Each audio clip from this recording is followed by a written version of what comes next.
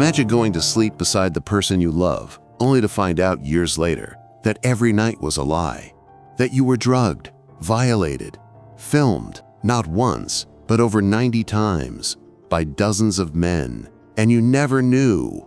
This isn't fiction. It's the true story of Gisèle Pelicot, the woman who lived a nightmare in silence for nearly a decade. Gisèle Pelicot lived with her husband, Dominique, in Mazan, a quiet Provençal town nestled in the sun-drenched countryside of southeastern France. To neighbors and acquaintances, they were an unremarkable couple, middle-aged, settled, living a life of routine. Gisèle worked diligently, tending to her job with quiet dedication, while Dominique, a former soldier, kept to himself, his past shrouded in the kind of secrecy that small towns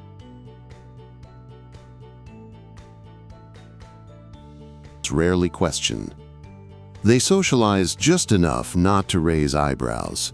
Occasional gatherings, polite exchanges at the market, the kind of interactions that painted them as nothing more than another unassuming pair in a town where time moved slowly. Between 2011 and 2020, Dominique Pelicot drugged his wife repeatedly, slipping sedatives into her food, her wine, the very meals she trusted him to share with her. At first, the symptoms were vague: dizziness, sudden exhaustion, blackouts that left her disoriented. She blamed stress, fatigue, perhaps an undiagnosed illness. Doctors found nothing conclusive. And Dominique? He played the concerned husband perfectly, his voice laced with false worry as he reassured her, all while ensuring the poison kept flowing. But it didn't stop there. Once she was unconscious, limp and helpless, he raped her. The man who had vowed to love and cherish her instead violated her in the most intimate betrayal imaginable. And then, unbelievably, he went further. He began inviting other men, strangers, into their home. Over the years, at least 72 different men crossed the threshold of the Pelicots' seemingly ordinary house in Mazan. They came in secret, slipping in like shadows, while Gisèle lay motionless on the bed, her body a plaything for predators. Some were paid. Some were acquaintances. All were complicit. Dominique filmed everything. He documented the assaults with cold precision, storing the footage like a collector cataloging his most prized possessions. The videos were meticulously organized, labeled evidence of his depravity, his control. To him, they were trophies. To Gisèle, they would have been a death sentence had she ever found them. And Gisèle? She had no idea. She woke each morning beside the man who orchestrated her torment, ate meals he had laced with drugs, laughed at his jokes, lived as his wife, all while her own body carried the invisible scars of his crimes. The truth was buried so deep, so deliberately, that it seemed impossible, until the day it wasn't.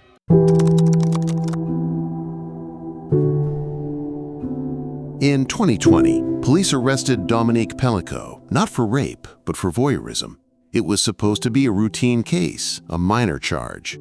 Officers had no reason to suspect the quiet, aging husband from Mazan was anything more than a petty offender. But when they seized his electronics, his laptops, his hard drives, the unassuming devices tucked away in their home, they stumbled into a nightmare.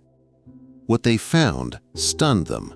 Over 20,000 files, videos, photos, a meticulously curated archive of violation. Some clips were titled with cold precision. Others were dated, organized by year, even rated like some grotesque collection. The footage spanned nearly a decade in which Dominique had not only raped his unconscious wife, but invited strangers to do the same. And then the most gutting realization of all, Gisèle had no idea. She was called in for questioning, still unaware. Maybe she thought it was about Dominique's arrest, some misunderstanding, some minor crime. Maybe she sat in that sterile room, arms crossed against the cold, and wondered how she'd explain this to their friends. And then the detectives began to speak. It was there, under the flicker of fluorescent lights, that she learned the truth. Her own husband, dozens of men, 92 documented assaults. All while she slept. Can you imagine sitting across from a stranger in a police station, watching their mouth form words that cannot possibly be real? Can you imagine realizing, in a single moment, that the man you shared a bed with for years had turned your body into a thing for others to use? That he had filmed it? That he had saved it? Can you imagine finding out your life wasn't yours anymore?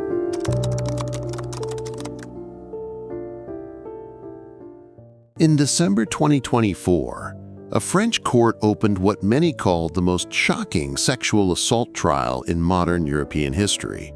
51 men were charged with rape, attempted rape, and sexual assault. Gisèle Pelicot was sentenced to 20 years in prison, the maximum penalty. Others received between 3 and 15 years. The trial lasted months. Survivors testified behind screens, voices trembling, except one, Gisèle. On the day Gisèle Pelicot, the ringleader, received his 20-year sentence, she stepped out from the shadows. No pseudonym, no pixelated face. Just her name, her face, her voice cutting through the courtroom silence. "This isn't my shame," she said, staring directly at Pelicot as the cameras flashed. "It's yours, yours, and every man who thought we'd carry this for you." Reporters scrambled. The judge paused. Even Pelicot, for the first time, looked away. Later, outside the courthouse, she lit a cigarette, her hands steady. "They wanted us to disappear," she told the crowd, "but here I am." And with that, the silence shattered. The Gisèle Pelicot case isn't just about one woman. It's about silence, about how trauma can hide in plain sight, about how consent is not just about saying yes, it's about having the ability to say anything at all. It forced France to confront difficult truths. How could this happen unnoticed for so long? How could dozens of men participate and say they didn't know? Gisèle's case shattered the illusion that such horror is rare, or that it only happens in the shadows.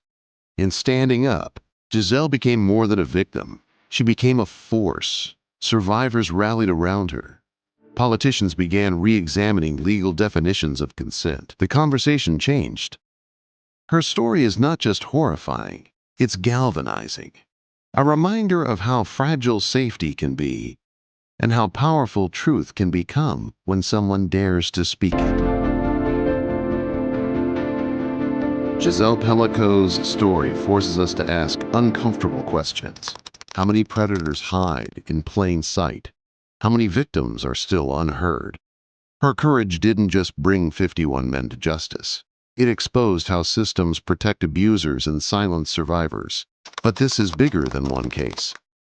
Real change happens when we keep demanding answers, when we keep listening, when we refuse to look away.